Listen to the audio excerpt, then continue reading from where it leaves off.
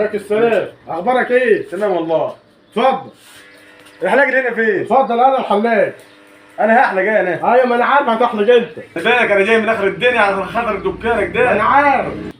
انت مصري ولا سوداني يا عم الحاج؟ لا انا مصري بس كنت قاعد في السودان.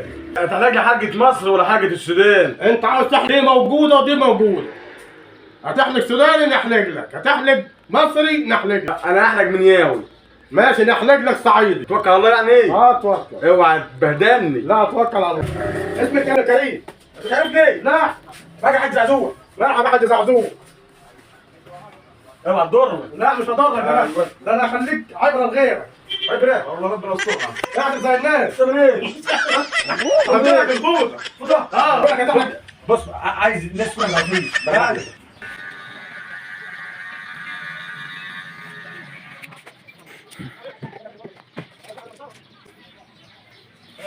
انا مالك؟ هقول لك خلينا نحلق لك يا عم.